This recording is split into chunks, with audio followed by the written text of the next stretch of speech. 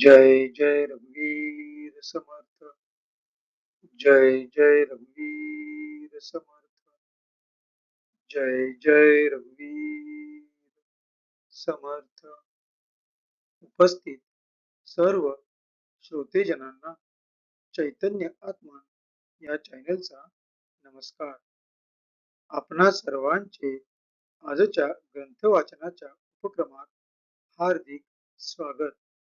आजचा आपला ग्रंथ वाचनाचा 59वा दिवस 28 फेब्रुवारी 2026 शनिवार. चला तर मग आजच्या ग्रंथ वाचनाला आपण सुरुवात करूया. समर्थ श्री रामदास स्वामी यांना गुरुवंदना देऊन. गुरुर ब्रह्मा गुरुर विष्णू गुरुर्देवो महेश्वरः. गुरुर साक्षात परब्रह्म तस्मै श्री गुरवे नमः. तस्मै श्री गुरवे नमः. तस्मै श्री गुरवे नमः. जय जय रघुवीर समर्थ. आता आपण सार्थ श्री दासबोध या ग्रंथाच्या श्रवणाची फलश्रुती वाचूया. या फलश्रुतीचे वर्णन समर्थ श्री रामदास स्वामी यांनी त्यांनी स्वतः लिहिलेल्या सार्थ श्री दासबोध या ग्रंथातील पहिल्या दशकातील पहिल्या समासात वर्णन करून ठेवलेली आहे. या फलश्रुतीचे आपण आता वाचन करूया. सर्व संशय एकदम नाहीसे होऊन क्रियेमध्ये म्हणजे आचारामध्ये ताबडतोब फरक पडतो.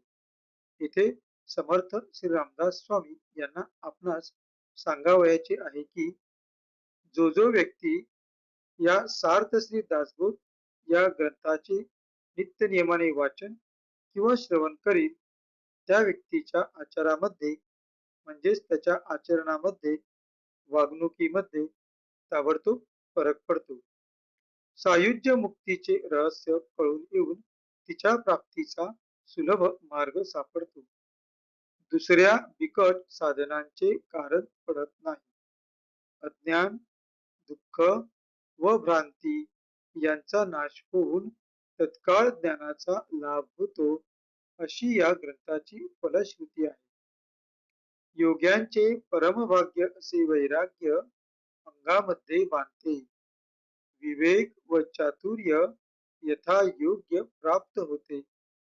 जे कोणी संशयग्रस्त अवगुणी व अवलक्षणी असतील ते सुलक्षणी धूर्त तत्ववेत्ते चतुर व समयत्न असे होतील. आळशी असतील ते उद्योगी होतील. पाप्यांना पश्चाताप होऊन ते शुद्ध होतील. आणि भक्ती मार्गाचे निंदक असतील तेही भक्ती मार्गाला वंदन करू लागतील. बद्धांचेच मुमुक्षु होतील व मूर्ख अति दक्ष होतील. अभक्तांना भक्ती मार्गाच्या योगाने मोक्ष मिळेल. अनेक दोषांचा नाश होऊन पतित असतील तेच पावन होतील.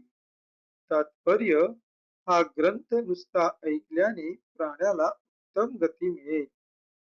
देहबुद्धीमुळे येणारे अनेक प्रकारचे धोके, संशयाचे अनेक धागेदोरे, संसारातील अनेक उद्वेग हा ग्रंथ ऐकल्याने नाश पावतील. हा ग्रंथ ऐकल्याने अधोगती चुकून मनास विश्रांती व समाधान मिळेल अशी या ग्रंथाची फलश्रुती आहे. ज्याचा भावार्थ जसा असेल तसे त्याला फळ मिळेल. जय जय रघुवीर समर्थ. आता आपण सार्थ श्री दासबोध या समर्थ लिखित ग्रंथाच्या क्रमशः वाचनास सुरुवात करूया. सध्या आपण दशक तिसरा समास 2 सगन सगुण परीक्षा या समासाचे आपण वाचन करीत आहोत. मागील भागात आपण ओवी क्रमांक 11 ते ओवी क्रमांक 20 या ओव्यांचे त्यांच्या मराठीतील भाषांतरासहित वाचन केले. आज आपण त्यापुढील म्हणजे 21व्या ओळीपासून 30व्या ओळीपर्यंत वाचन करणार आहोत. चला तर मग आपण आजच्या वाचनास सुरुवात करूया. आपणासमोर जे पृष्ठ दिसत आहे त्या पृष्ठात शेवटून 6वी ओळ जी बाळपण झाले उणे या शब्दांनी सुरू होते तिथूनच आपण आजच्या वाचनास सुरुवात करूया. बाळपण झाले उणे दिवसेंदिवस होय शहाणे मग ते मायेचे अत्यंत पेखणे होते ते राहिले. पुढे लोक लागला खेळाचा कळप मिळविला पोरांचा आल्या गेल्या डायाचा आनंद शोक वाहे. माय बापे शिकविती पोटे तयाचे परम दुःख वाटे चट लागली न सुटे संगती लेकुरांची लेकुरांमध्ये खेळता नाठवे माता आणि पिता तव तेथेही अवचिता दुःख पावला पडिले दात फुटला डोळा मोडले पाय झाला लुळा गेला माझ अवकळा ठाकून आली निघाल्या देवी आणि गोवर उठले कपाळ लागला ज्वर पोट सुळी निरंतर वाय गोळा लागली भूते झाली झटपणी लागली भूते झाली झडपणी जळींच्या मेसको माहेराणी मुंजा जोटिंग करणी म्हैसोबाची वेताळ कंकाळ लागला ब्रह्मगिरो संचरला नेनो चेडा बोला नेनो चेडा ओलांडीला काही कळेना एक म्हणती वीरदेव एक म्हणती खंडेराव एक म्हणती सकळ वाव या ब्राह्मण संबंध एक म्हणती कोणी केले अंगी देवत घातले एक म्हणती चुकले सटवाईची. जय जय रघुवीर समर्थ. आता आपण या ओव्यांचा मराठीतील अर्थ पाहू.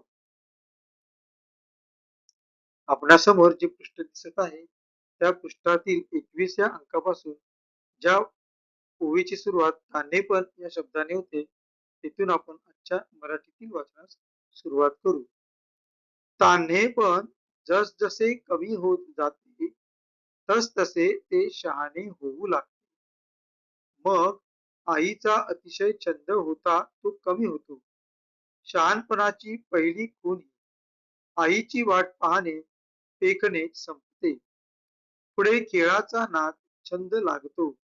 मग पोरांचा समुदाय करून गोळका जमवून आल्या गेल्या डावाचा हर्ष शोक वाहू लागतो. डाव जिंकला किंवा हरला की आनंद किंवा खेद मानावा हाच नाद. आई बाप पोटीच्या कळवळ्याने त्याला शिकवू लागतात. त्याचे त्यास दुःख वाटते. मुलांत खेळावयाची चटक लागल्यामुळे त्यांची संगती सोडवत नाही. पोरांत खेळत असता आई बापांचे स्मरण होत नाही. इतका दंग झाला तो तेथेही त्याला अकस्मात दुःख प्राप्त होते. दात पडतात, डोळा फुटतो, पाय मोडून लुळा लंगडा होतो.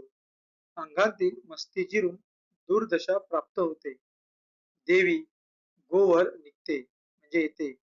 डोके दुखू लागते. ताप येतो. वाय गोळ्यामुळे पोटशूळ उठतो. भुते खेते झडपतात. पाण्यातील मेस्को, मायराणी वगैरे दैवते, जलदेवता, मुंजा, जोटिंग अथवा मसोबा, वेताळ, कंकाळ, दुष्ट अथवा ब्रह्मसंबंध यापैकी कोणी लागतो अथवा चेंडे चेटूक ओलांडले जाते. काय झाले असते ते कळत नाही. यापैकी काही ना काही पाठीस लागून याला पीडा होते. लोकही असेच नाना संबंध जोडतात. वीर किंवा खंडोबा लागला असे कोणी म्हणतात अथवा हे सर्व खोटे असून याला ब्रह्म संबंध लागला आहे असे कोणी म्हणतात. कोणी म्हणतात याला करणी गेली, कोणाचे तरी दैवत याच्या अंगी घातले आहे. कोणी सांगतात काहीतरी सटवाईचे चुकले आहे. जय जय रघुवीर समर्थ. पुढील ओव्यांचा अर्थसहित वाचन आपण पुढील भागात करूया. आता आपण समर्थ श्री रामदास स्वामी यांना कृतज्ञतापूर्वक वंदन करून आजच्या या वाचनाच्या भागाची सांगता करूया. जय जय रघुवीर समर्थ. शुका सारिके पूर्ण वैराग्य ज्याचे, वसिष्ठा परिज्ञान योगेश्वराचे, कवी वाल्मिका सारिका मान्य ऐसा, नमस्कार माझा सद्गुरु रामदासा. जय जय रघुवीर समर्थ. उपस्थित सर्व श्रोत्यांचे पुन्हा एकदा आभार, धन्यवाद. भेटू पुढील भागात. जय जय रघुवीर समर्थ.